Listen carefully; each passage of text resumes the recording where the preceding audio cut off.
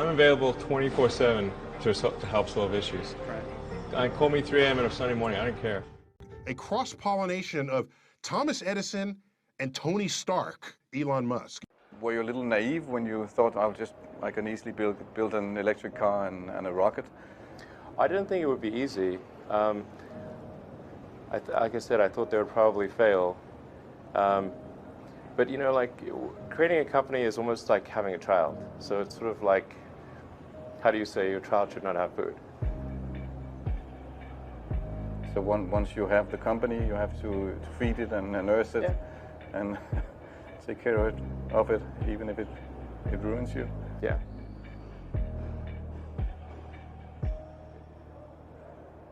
But suppose there were some tough times in 2008, end of 2008.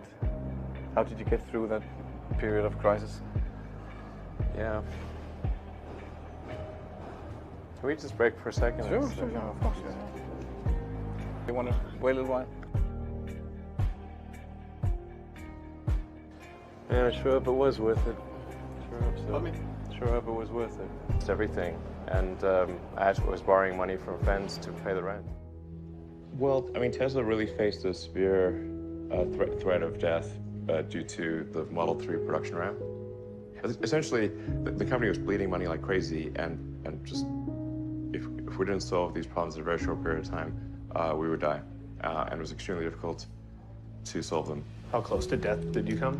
Within single-digit weeks. 22 hours a day, or like what? How many hours? I was working, so 7 days a week, sleeping in the factory. I worked everywhere I worked in the paint shop, general assembly, body shop. You ever worry about yourself imploding? Like it's just too much? Absolutely. No one should put this many hours into work. This is not good. People should not work this hard. They should not do this. It's very painful. Painful in what sense? It hurts my brain and my heart. Where do you come up with your best ideas? Are you on vacation, or are you kind of just like in the middle of the night you wake up and start drawing things down? Or you know, this sounds really cliche, but like the shower is probably like you know, wake up and go to shower in the morning. And I think actually what's really happened is kind of stuff is percolated in the subconscious. Right. And it's not really occurring in the shower, but you're kind of getting the results of last night's, you know, computation, basically. Right. Whatever area that you get into, given that, you know, even if you're the best, there's always a chance of failure. So I think it's important that you really like whatever you're doing. If you don't like it, life is too short. You know, I'd say, and also if you like what you're doing, you think about it even when you're not working. I mean, it's something that your mind is drawn to, and if you don't like it, you just really can't make it work, I think. When you had that third failure in a row, did you think, I need to pack this in?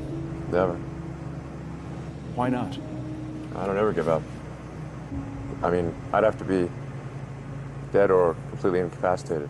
Starting a business, I'd say, number one is have a high pain threshold. That's it. There's a friend of mine who's got a good saying, which is that starting a company is like eating glass and staring into the abyss.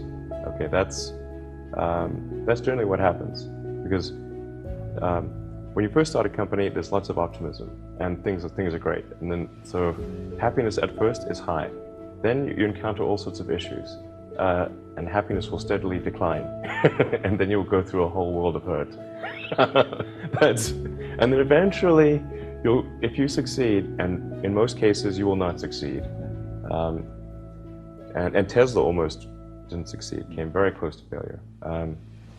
Then if you succeed, then after a long time you will finally get back to happiness. I think too is you got to make sure that whatever you're doing is a great product or service. It has to be really great. And I go back to what I was saying earlier, where if you're a new company, I mean, unless it's like some new industry or new market that, if it's an untapped market, then you have more ability to, the standard is lower for your product or service. But if you're entering anything where there's an existing marketplace against large entrenched competitors, then your product or service needs to be much better than theirs. It can't be a little bit better, because then you put yourself in the shoes of the consumer and they say, why would you buy it as a consumer? You're always going to buy the trusted brand unless there's a big difference. So a lot of times, you know, an entrepreneur will come up with something which is only slightly better. And it can't just be slightly better. It's got to be a lot better. Number 3, I'd say, is constantly seek criticism.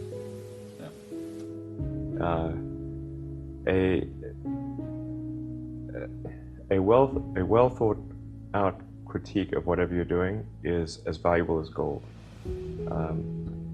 And you should seek that from everyone you can, but particularly your friends.